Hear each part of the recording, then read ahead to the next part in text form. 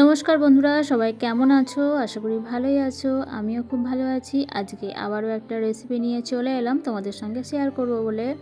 তো শীতের প্রায় শেষের দিক, শীত চলে যাচ্ছে বললেই চলে। তো এই শীত থাকতে থাকতে এরকম একটা রেসিপি যদি না খেয়ে থাকি তাহলে তো খুব আফসোস হবে। তো যাই হোক, এরকম রেসিপি বলতে ডিম দিয়ে ফুলকপি আলুর ঝোল। মানে ডিমের ঝোল তো আমরা খাই, কিন্তু এরকম ফুলকপি দিয়ে আলু দিয়ে ঝোল ডিমের কিন্তু অসাধারণ লাগে। আমরা অনেকে অনেক রকমভাবে ডিমের ঝোল খেয়েছি বা কারি খেয়েছি, কিন্তু এইভাবে যদি আমরা একবার বানিয়ে খাই সত্যি অসাধারণ দুর্দান্ত লাগে। দুপুরের ভাত পাতে যদি এই একটা রেসিপি থাকে ব্যাস, আর কিছুর দরকার নেই। তো দেখো, ডিমের যে ঝোলটা বানাবার জন্য নিয়ে নিয়েছি আলু, ফুলকপি, টমেটো, পেঁয়াজ কুচি, এদিকে নিয়েছি ডিম আমাদের পরিমাণ অনুযায়ী, নিয়েছি এদিকে আদা, রসুন, কাঁচা লঙ্কা পেস্ট করে নিয়েছি। অফ ক্যামেরায় পুরোটা দেখাইনি। এদিকে কড়াই বসিয়ে দিয়েছি, কড়াইটা গরম হয়ে যেতে দিয়ে দিলাম বেশ পরিমাণ তেলটা আমি অনেকটাই পরিমাণ দিয়েছি, কারণ এই তেলেতেই আমার পুরো রান্নাটা হবে। তো তেলটা গরম হয়ে যেতে এবার দেখো ডিমটাকে দিয়ে দিয়েছি। ডিমটা কিন্তু আমি একটু সাইডটা ছুরি দিয়ে চিড়ে দিয়েছি, কেননা গোটা ডিম দিইনি। গোটা ডিম যদি দিয়ে তেলের ওপর ডাইরেক্ট তাহলে কিন্তু ফাটার সম্ভাবনাটা থাকে। তো সেই জন্য একটু ছুরি দিয়ে ডিমের গাগুলো চিড়ে দিয়েছি। তো তারপর দেখো ডিমটা দিয়ে দেওয়ার পর দিয়ে দিলাম একটু নুন আর সামান্য পরিমাণ একটু হলুদ। নুন আর হলুদটা দিয়ে আমি একটু ভেজে নেবো ডিমটাকে একটু হালকা করে। তো কাঁচাও তোমরা কাঁচা কি এমনি না ভেজেও করতে পারো, শুধু সিদ্ধ। তবে এরকম ভেজে নিলে এর স্বাদটা কিন্তু আরও সুন্দর হয়। যে কোনো সবজি বলো বা এরকম যে কোনো জিনিস বলো, একটু ভেজে রান্না করলে তার স্বাদটা কিন্তু একটু অন্যরকম হয়। স্বাদ, গন্ধ, পুরো ফ্লেভারটা একটু চেঞ্জ হয়ে যায়। তো ডিমগুলো দেখো আমি একটু উল্টে পাল্টে ভালো করে নেড়ে ভেজে নিচ্ছি। তোমরা চাইলে একটু বেশ লাল লাল করে কড়া করে ভাজতে পারো, সেটাও ভালো লাগে। তবে আমি খুব বেশি লাল করছি না, একটু হালকা করে ভাজছি। দেখো ডিমটা আমার ভাজা হয়ে গেছে, এবার আমি একটা জায়গায় তুলে নিচ্ছি। এবার ওই তেলেতেই আমি আলুগুলোকে ভেজে নেব। আমি আলুগুলোকে বেশ মোটা করে কেটে নিয়েছি, তোমরা চাইলে একটু ছোটো সাইজ করে নিতে পারো। এরকম ডিমের ঝোলে এরকম মোটা আলু যদি কেটে রান্না করা হয় বেশ ভালো লাগে, অনেকটা মাংসর মতো লাগে, যেন চিকেনের ঝোল বা মাটনের ঝোলের মতন। যাই হোক, এরকম মোটা আলু দিয়ে ঝোলটা কিন্তু আলুটা সিদ্ধ হওয়ার পর এই আলু দিয়ে ভাত মিশিয়ে খেতে কিন্তু অসাধারণ লাগে, দুর্দান্ত লাগে। তো আলুগুলো তো আমি মোটা করে কেটেছি, তোমরা চাইলে ছোটো সাইজ করে কেটে নিতে পারো, তোমরা তোমাদের মতন করে কেটে নেবে। তো আলুগুলো আমি দেখো একটু ভালো করে লাল করে ভেজে নেবো। ভাজতে প্রায় 50% সিদ্ধ হয়েই যাবে। আর এখনকার আলু তো নতুন আলু দেখতে পাচ্ছ, তো এমনিই নতুন আলু তাড়াতাড়ি সিদ্ধ হয়ে যায়। আর এই আলুটা মনে হয় চন্দ্রমুখী আলু, কেননা নতুন আলু এমনি দেখি রান্না করার পর ঠান্ডা হয়ে যাওয়ার পর দেখি শক্ত হয়ে যায়, সেটাকে ভালো লাগে না খেতে। কিন্তু এই আলুটা রান্না করে ঠান্ডা হয়ে যাওয়ার পরও নরমই থাকে, শক্ত হয় না। তো দেখো, তোমাদের সঙ্গে কথা বলতে আলুগুলো ভাজা হয়ে গেছে আমার। আলুগুলো ভাজা হয়ে যেতে তুলে নিচ্ছি একটা জায়গায়। এবার ওই তেলেতেই আমি ফুলকপিগুলো একইভাবে ভেজে নেব।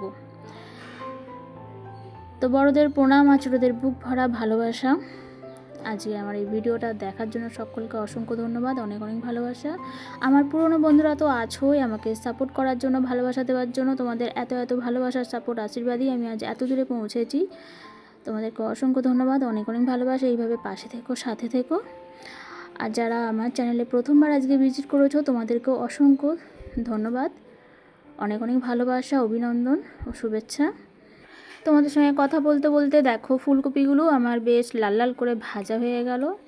এরকমভাবেই আমি ভেজেছি, তোমরা চাইলে একটু আরও বেশি লাল করে ভাজতে পারো। তো আমি এরকমভাবেই ভেজেছি, কারণ বেশি ভাজলে আবার গলে যেতে পারে। তো ফুলকপিগুলো ভেজে আমি একটা জায়গায় তুলে নিলাম। এবার ওই তেলেতেই আমি দিয়ে দিলাম একটু গোটা গরম মশলা বলতে দিয়েছি দুটো এলাচটাকে আমি থেতো করে দিয়েছি, গোটা দিইনি। দিয়েছি 2 টুকরো মতন দারুচিনি, তেজপাতা আর 1/2 চামচ মতন গোটা জিরে। তো ফোড়নটাকে আমি একটু হালকা করে ভেজে নেব। হালকা করে ভেজে নেওয়ার পর দিয়ে দেবো দেখো কুচিয়ে রাখা পেঁয়াজটা আমি ছোটো করে লম্বা করে কেটে নিয়েছি, হাতের সাহায্যে একটু ভেঙে দিয়ে দিচ্ছি। এরকমভাবে দিলে পেঁয়াজটা একটু তাড়াতাড়ি ভাজা হয় বা ভালো ভাজা হয়, সেই জন্য আমি দিয়ে দিয়েছি। এরকম ভেঙে তোমরা তোমাদের মতন পেঁয়াজটা কেটে নিতে পারো। আমি লম্বা করে কেটে নিয়েছি। পেঁয়াজটাকে এবার আমি একটু ভেজে নেবো হালকা গোল্ডেন ব্রাউন করে নেব।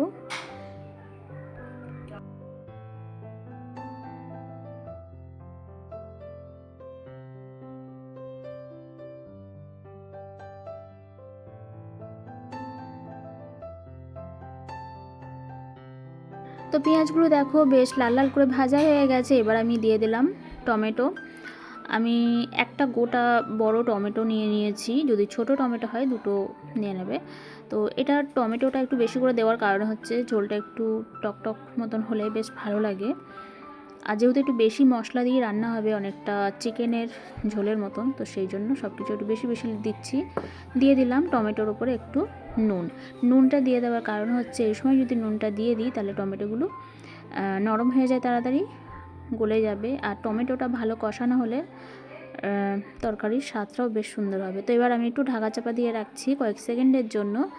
গ্যাসের ফ্লেমটা একদম লো করে দিয়ে, অবশ্যই কিন্তু গ্যাসের ফ্লেমটা লো করে দিয়ে তারপর ঢাকা চাপা দেবে, তা নাহলে কিন্তু টমেটোটা পুড়ে যেতে পারে। তো তারপর দেখো আমি আবার চলে এসেছি ঢাকনাটা খুলে। দেখো টমেটোগুলো কতটা নরম হয়ে গেছে, কত সুন্দর মেশানো যাচ্ছে। খুন্তির সাহায্যে মিশিয়ে নিচ্ছি আমি। এবার ভালো করে কষিয়ে নেব। সুন্দর কষানো হয়েছে, দেখো তেল ছেড়েছে। তো এবার আমি দিয়ে দেবো ওই আদা রসুন কাঁচা লঙ্কা যে পেস্ট বানিয়েছিলাম সেই পেস্ট। তো আমি তো দিয়েছি প্রায় 2 চামচ মতন, কেননা ঝোলটা অনেকটাই, 2 চামচ মতন দিয়ে দিয়েছি। দেওয়ার পরে এবার এই মশলাটাকে ভালো করে আমি কষিয়ে নেব। যারা রান্না করো বা যারা রান্না করি আমরা, তারা সবাই আমরা জানি যে মশলা থেকে তেল ছাড়া মানেই বুঝে যেতে হবে সেটা মশলাটা কষানো হয়ে গেছে। তো নতুনদের বলছি, তো আবারও একটু দিয়ে দিলাম, মনে হলো যেন কম হয়েছে। তো সব রকম দিয়ে পেস্ট করেছি। তো সব যদি আমি 1 চামচ করে ধরি তাহলে কিন্তু 3 চামচই হয়, যেহেতু 1 চামচ আদা, 1 চামচ রসুন, 1 চামচ কাঁচা লঙ্কা। তো যাই হোক, সব মশলা দিয়ে আমি একটু ভালো করে কষিয়ে নেব। মশলাটা আমার প্রায় কষানো হয়ে এসেছে। আমার চ্যানেলটাকে যদি সাবস্ক্রাইব না করা থাকে অবশ্যই চ্যানেলটাকে সাবস্ক্রাইব করে নিও, আর পাশে থাকা বেল আইকনটা প্রেস করে অল নোটিফিকেশানটা অন করে দিও, তাহলে আমার নতুন নতুন ভিডিও সবার আগে তোমাদের কাছে পৌঁছে যাবে। তো মশলাটা দেখো প্রায় আমার কষানো হয়ে গেছে, তেলটা ছেড়ে গেছে। তো সামান্য জল দিলাম যাতে না তলায় ধরে যায় বা বসে যায়, কারণ এবার আমি গুঁড়ো মশলাগুলো দেব। তো প্রথমেই দিয়ে দিলাম 1 চামচ মতন হলুদ গুঁড়ো। খুব বেশি মশলা দিতে হচ্ছে না, একদম ঘরোয়া উপকরণ দিয়ে ঘরোয়া রেসিপি বানানো হচ্ছে। 1 চামচ দিয়ে দিলাম জিরা গুঁড়ো, আর 1 চামচ ধনিয়া গুঁড়ো। তো ধনিয়া গুঁড়ো, জিরা গুঁড়ো আর হলুদ গুঁড়ো দিলাম, আর দিয়ে দিলাম 1 চামচ মতন কাশ্মীরি লঙ্কার গুঁড়ো। কাশ্মীরি লঙ্কার গুঁড়োটা শুধুমাত্র দিয়েছি রঙের জন্য, কারণ কাঁচা লঙ্কাটা তো দিয়েছি ঝালের জন্য। দিয়ে দিলাম সামান্য পরিমাণ চিনি। চিনিটা তোমরা চাইলে দিতে পারো বা স্কিপ করতে পারো, তবে চিনিটা, এই যে চিনিটা দিয়েছি এটাই কিন্তু মিষ্টি হবে না, স্বাদের ব্যালেন্সটা ঠিক থাকবে আর রঙটাও বেশ সুন্দর আসবে। তো আবার একটু পরিমাণ জল দিলাম, অল্প একটু জল দিয়েছি, কারণ শুকনো মশলা তো কষানোর সময় একটু জল না দিলে আবার তলায় ধরে যেতে পারে, সেই ক্ষেত্রে ভালো লাগবে না। তো সেই জন্য কষানোর জন্য অল্প একটু জল দিয়ে মশলাটা আমি ভালো করে কষিয়ে নেব। এই ধরনের রেসিপিতে বা সবজিতে যতটা মশলা তুমি ভালো করে কষাবে ততটাই কিন্তু স্বাদ হয়, টেস্ট হয়। তো দেখো প্রায় লাল লাল হয়ে গেছে, দেখেই লোভ লাগছে, অসাধারণ হয়েছে মশলাটা কষানো।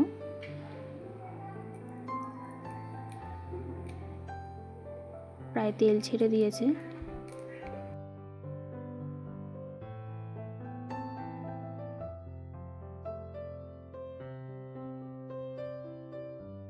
মশলাটা তো কষানো হয়ে গেছে, এবার আমি দিয়ে দেবো ভেজে রাখা আলুটাকে দিয়ে আমি বেশ ভালো করে মিশিয়ে নেবো। ফুলকপিটা এখন দেবো না, কারণ ফুলকপি তো নরম, আগে থেকে যদি দিয়ে নাড়াচাড়া করি তাহলে সেই ক্ষেত্রে ভেঙে যেতে পারে।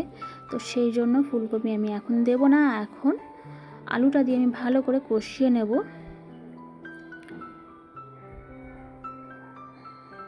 দেখতে যতটা সুন্দর হয়েছে খেতেও কিন্তু আরও অসাধারণ হয়েছে। তো মেশানো হয়ে গেছে, এবার আমি দিয়ে দিলাম ভেজে রাখা ফুলকপিটা দিয়েও আমি একটু হালকা করে নেড়ে চেড়ে নেব।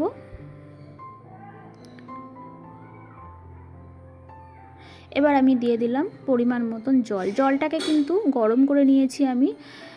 এরকম রেসিপিতে যদি একটু গরম জল ব্যবহার করা হয় বেশ ভালো হয়। ঠান্ডা জলের সাথে মানে স্বাদটা ভালোই হয়, খারাপ নয়, কিন্তু এই রান্নাটায় যদি একটু গরম জল ব্যবহার করো সবজির স্বাদটা কিন্তু আরও দ্বিগুণ বেড়ে যায়। তো আমি ব্যবহার করেছি গরম জল। গরম জলটা দিয়ে দিয়েছি পরিমাণ মতন, দিয়ে আবার ঢাকা চাপা দিয়ে রেখে দেবো কিছুক্ষণ, প্রায় মিনিট 6-7 মতন আমি ঢাকা চাপা দিয়ে রেখেছিলাম। কেননা আলুগুলো বেশ মোটা মোটা, সিদ্ধ হতে একটু সময় লাগবে। তাও তো ভাজার সময় প্রায় সিদ্ধ হয়েই গেছে 50%, কিন্তু বাকি 50% সিদ্ধ হওয়ার জন্য ঢাকা চাপা দিয়ে রেখেছিলাম। জলটা দিয়ে আমি দেখো ফুটে গেছে, আলুগুলো সিদ্ধ হয়ে গেছে। এবার আমি দিয়ে দিলাম ভেজে রাখা ডিম। ডিমটাকে দিয়েও আমি একটু মিশিয়ে নিলাম। এবার আমি দিয়ে দেবো একটু গরম মশলা। তো আমি ব্যবহার করেছি সানরাইজের শাহি গরম মশলা। তোমরা যে কোনো গরম মশলা ব্যবহার করতে পারো। যারা গরম মশলার গন্ধ পছন্দ করো না তারা স্কিপ করতে পারো, কোনো অসুবিধা নেই। তবে এরকম রান্নায় একটু গরম মশলা দিলে বেশ ভালো লাগে। তারপর দিয়ে দিলাম অল্প একটু ধনিয়া পাতা, একদম ফ্রেশ ধনে পাতা কুচি ওপর দিয়ে ছড়িয়ে দিলাম। এই শীতের সময় এরকম ধনে পাতা কুচি যে কোনো রান্নাতেই বেশ স্বাদটা বাড়িয়ে দেয়। তো আবারও একটু ঢাকা চাপা দিয়ে রেখে দিলাম। 1 মিনিটের জন্য ঢাকা দিয়ে রেখেছিলাম। দেখো একদম রান্নাটা রেডি আমার।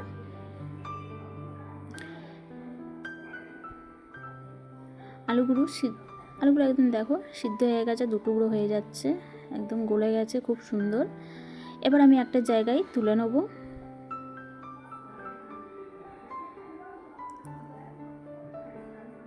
এরকম ধোঁয়া ওটা গরম গরম ফুলকপি আলু ডিমের ঝোল আর গরম গরম ভাত, ব্যাস আর কিছু চাই না। এই একটা রেসিপি দিয়ে 1 থালা ভাত চোখের নিমেষে খাওয়া হয়ে যাবে। অসাধারণ একটা রেসিপি, অবশ্যই ট্রাই করে দেখবে বন্ধুরা।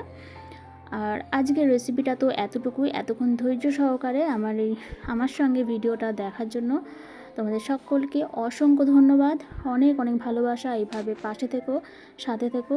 আজকের রেসিপিটা সবার কেমন লাগলো একটা কমেন্টের মাধ্যমে জানাতে ভুলো না। তোমাদের সুন্দর সুন্দর কমেন্ট আমাকে উৎসাহ দেয় নতুন নতুন ভিডিও দেওয়ার জন্য, করতে ভালোও লাগে। তো আজকের রেসিপি এতটুকুই। দেখা হচ্ছে পরের একটা রেসিপির সঙ্গে। ততক্ষণ সবাই তোমরা খুব খুব ভালো থেকো, সুস্থ থেকো। টাটা।